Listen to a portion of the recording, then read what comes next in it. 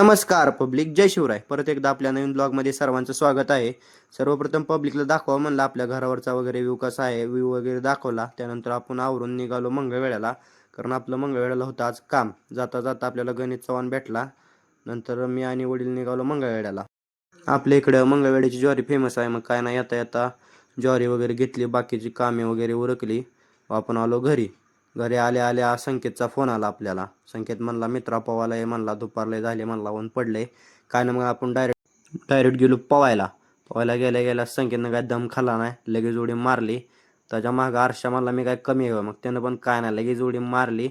तिथं आपली बाची पण आली ती पवायला. तिला पवायला वगैरे शिकवूया म्हणलं. मग काय नाही, तिला पवायला शिकवता शिकवता व्हिडिओ घेऊया म्हणलं. मस्तपैकी ती पण पवायला वगैरे शिकली. तिला शिकवलं. आज ती ट्रेनिंग होतचा पहिला दिवस होता.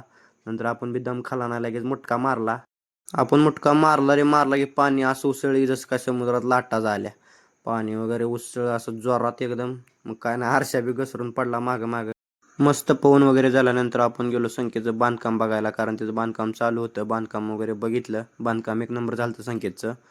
त्यानंतर आपण निघालो दोघं आदित्य सपताळकडे भेटायला. आदित्य सपताळकडे गेलो, त्याची अपॉइंटमेंट घ्यायला लागते आम्हाला भेटायला. त्याला वगैरे भेटलो. तो म्हणला काय नाही म्हणला, आज मटणाची पार्टी आहे म्हणला, सुदर्शनच्या रानात करूया. मग काय नाही, बेत करायचा ठरला सगळ्यांचा. बेत वगैरे ठरल्यानंतर आपण गेलो सुदर्शनच्या डाब्यावरून भांडे आणायला. भांडे वगैरे सगळी पॅक केली, ताटं वगैरे पॅक केली. त्यानंतर आपण निघालो डायरेक्ट सुदर्शनच्या रानात. रानात पोचल्या आदित्य म्हणला जा म्हणला जळण गोळा करून आण जा. मग काय नाही, आपल्याला जळण गोळा करायचं होतं. काय नाही, तिथलंच आपण जळण गोळा करायला घेतलं. मस्तपैकी जळण वगैरे गोळा करून आम्ही निघालो डायरेक्ट सुदर्शनच्या रानात. रानात जाता जाता कसं झाडं होती साईडला, मग जळण कसं वरून उचलून आणलं. गेल्या गेल्या आपल्याला बाबूरावचं दर्शन झालं.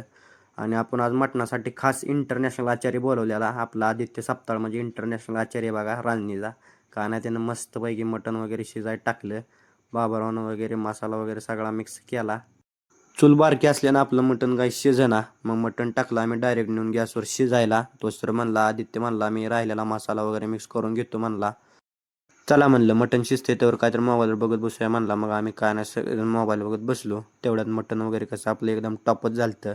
तर्री वगैरे कशी एकदम टॉप आलती. काय नाही, मग घेतलं वाढायला. आदित्य कसं आपला मानाचा वाढकरी आहे, सगळ्यांना वाढून वगैरे घेतलं. मटण वगैरे एक नंबर झालतं. त्यामुळं काय नाही, कोणी ढिल्लेलं नाही, रट्टावून खाल्लं सगळ्यांनी. त्यानंतर विकास नागने स्प्राईट घेऊन आला. स्प्राईट वगैरे पेली. आम्ही निघालो घराकडे. काय नाही, मग आजचा ब्लॉग इथे संपला. जय शिवराय.